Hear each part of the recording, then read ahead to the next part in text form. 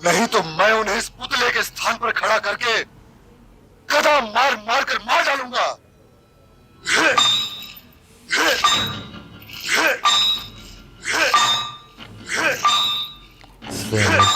अज्ञातवास का वर्ष आरंभ हो चुका है विदुर, और ये वर्ष हस्तिनापुर के लिए बहुत महत्वपूर्ण है। मैं तो कभी ये सोचते सोचते डर जाता हूं कि यदि दुर्योधन के गुप्तचरों ने उन्हें पहचान लिया तब क्या होगा। और यदि न पहचाना तातश्री तब क्या होगा? तब क्या होना है, युद्ध। लौट कर आएंगे, धृतराष्ट्र से आशीर्वाद लेंगे और इंद्रप्रस्थ चले जाएंगे। क्या आपको विश्वास है तातश्री कि उनके लौट आने के पश्चात दुर्योधन उन्हें इंद्रप्रस्थ दे देगा? क्यों नहीं देगा, वो तो उसे देना ही पड़ेगा। ओह, यदि ऐसा है तातश्री तब तो मैं दुर्योधन को समझा ही नहीं। यदि ऐसा होने वाला होता तो द्यूत क्रीड़ा की क्या आवश्यकता थी? द्रौपदी वत्सहरण क्यों होता और अज्ञातवास की क्यों ठहरती? बोलिए तातश्री। दुर्योधन ऐसा तो नहीं कर सकता विदुर। ये तो आप अपने मन को बहलाने का प्रयत्न कर रहे हैं तातश्री। आप भली भांति जानते हैं कि दुर्योधन क्या कर सकता है। दुर्योधन तो अंधकार है तातश्री, अंधकार।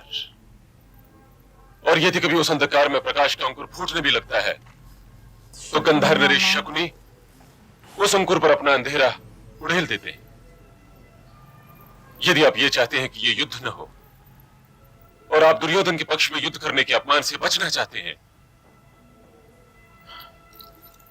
तो महादेव से प्रार्थना कीजिए कि पांडव अज्ञातवास में सफल न हो। हाँ तातश्री। मैं ये भी तो नहीं चाहता कि मेरे प्रिय पांडवों को उनके अधिकारों से वंचित रह जाना पड़े विदुर। मैं तो यही प्रार्थना कर सकता हूं कि दोनों हमेशा सुखी रहे, एक हस्तिनापुर में और दूसरा इंद्रप्रस्थ में। परंतु आप असंभव की प्रार्थना क्यों कर रहे हैं तातश्री? क्या तुम जानते हो कि वही समय कहां है? वो अज्ञातवास में है। मुझे अपनी बातों के चक्रव्यूह में फंसाने का प्रयत्न ना किया करो विदुर, ना किया करो। लाक्षागृह दुर्घटना के समय भी तुमने यही किया था, और पांडवों का यह अज्ञातवास उसी का परिणाम है। यदि तुमने मुझे कर्ण, शकुनी और दुर्योधन के षड्यंत्र की सूचना दे दी होती तो महादेव की सौगंध, युधिष्ठिर और उनके भाइयों के विरुद्ध षड्यंत्र रचाने पर वही महाराज से मैंने उन सब के लिए मृत्युदंड की मांग कर ली होती, और महाराज का पुत्र मोह भी उन्हें बचाने में सफल नहीं हो पाता। किंतु आज मैं भी विवश हूं और तुम भी विवश हो। हम दोनों ही उन वृक्षों की भांति हैं जो चाह कर भी अपने उस स्थान को नहीं छोड़ सकते जिस पर वो उगे हुए हैं। अपनी छाया पर भी हमें वश नहीं रह गया है। हम केवल उस सौदामिनी की प्रतीक्षा कर सकते हैं जो हम पर गिरकर हमें भस्म कर दे।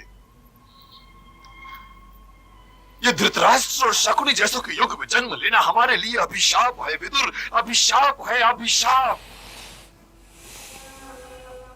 हस्तिनापुर की राजनीति का आधार केवल निहित स्वार्थ बनकर रह गया है, जिसमें देश प्रेम के लिए कोई स्थान नहीं है विदुर, कोई स्थान नहीं है। ये मेरे लिए तो दुर्भाग्य है ही विदुर, किंतु ये मेरे हस्तिनापुर के लिए भी दुर्भाग्य है। हस्तिनापुर मेरे सपनों का खंडहर बनकर रह गया है विदुर, खंडहर बनकर रह गया है। मेरी मातृभूमि मृत्युशैया पर पड़ी हुई है विदुर, मृत्युशैया पर पड़ी हुई है।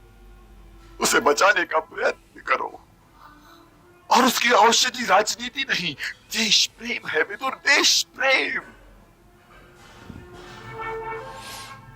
मैंने कभी नहीं सोचा था कि मेरा ये हस्तिनापुर एक दिन अपने धृतराष्ट्रों, अपने शकुनियों और अपने दुर्योधनों के हाथों का खिलौना बनकर रह जाएगा। हे मातृभूमि, अपने इस गंगा पुत्र भीष्म को क्षमा कर दे। ये जो कुछ हो रहा है मैंने कभी सोचा भी नहीं था, मैंने कभी चाहा भी नहीं था,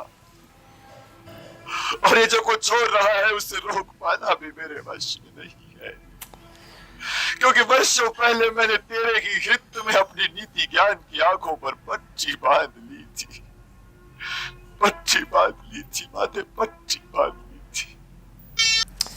भीष्म पितामह को ना देख यहाँ पे पता क्या फील हो रहा है कि समटाइम्स इंसान जो है ना वो वाकई में बहुत ज़्यादा बेबस जो है वो हो जाता है, उसे वाकई समझ नहीं लगती। हालांकि उन्होंने चले एक वो वचनबद्ध है, उन्होंने एक प्रतिज्ञा जो है वो ली हुई है, इस वजह से वो ज़्यादा जो है ना उस सिचुएशन में फंस गए हैं। लेकिन अगर हम आम लाइफ से भी इसे कंपेयर करें ना तो वाकई में कभी कभी इस तरह होता है, आप ऐसे पॉइंट पर आके खड़े होते हैं कि आपको समझ नहीं लगती कि आप उसको सिलेक्ट करें या उसको सिलेक्ट करें, क्योंकि दोनों ही आपको बहुत प्रिय होते हैं। देखो ये कंफ्यूज होना तो एक अलग बात है, लेकिन हम भीष्म पितामह की बात करें तो वो एक आम व्यक्ति नहीं थे, उनको समझ थी, उनको सब कुछ नजर आ रहा था, हाँ। उसके बावजूद वो उस टाइम पर धर्म के साथ नहीं खड़े हो पा रहे थे।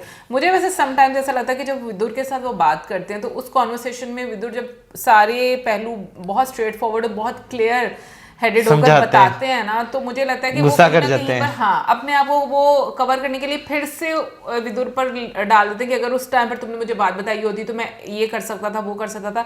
और मुझे नहीं लगता थ्रू आउट जो हम लोगों ने ये जर्नी देखी है कि वो ऐसी कोई डिमांड कर सकते होंगे, क्योंकि अगर जो धृतराष्ट्र हैं वो इतने अपने पुत्र मोह में हैं कि अगर वो उस टाइम पे डिमांड भी करते तो उन्होंने मानना नहीं था। बिल्कुल। और जो भीष्म पितामह है वो विरोध कर ही नहीं सकते थे, क्योंकि जिस तरीके से उन्होंने एक प्रतिज्ञा ली हुई है। तो मुझे ऐसा लगता है कि समटाइम्स वो क्रोधित हो जाते हैं काफी ज्यादा ना उस चीज पर, अपने आप को एक कह लो कि तसल्ली हम देते हैं, हालांकि अंदर से हमें पता होता है। बाकी अभिमन्यु की आज हम कहेंगे कि हम लोगों ने देखा है, इस एपिसोड में एंट्री देखी है अभिमन्यु की कि उनको इंट्रोड्यूस करवाया गया है, और साथ में कृष्ण जी काफ़ी टाइम के बाद हम लोगों को देखने को मिले हैं, तो अच्छा लग रहा है। और साफ ये चीज़ अब नज़र आ रही है, हर किसी को पता है कि युद्ध होना है और हर कोई युद्ध की तैयारी कर रहा है। और मैं ये बात सोच रही हूँ क्या फ़ायदा हुआ दुर्योधन को 12 साल का उनको एक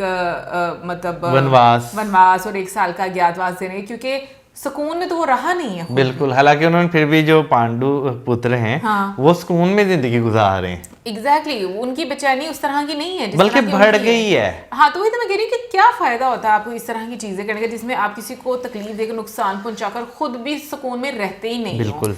एनीवेज ओवरऑल काफी मजा आया है देखने का, और मुझे लग रहा है बहुत जल्द अब युद्ध वाली एपिसोड्स जो हैं वो आना शुरू हो जाएंगी। कमेंट सेक्शन में आप जरूर बताइएगा कि आप क्या कहना। मिलेंगे नेक्स्ट वीडियो में, सब्सक्राइब करना मत भूलिएगा। Good bye.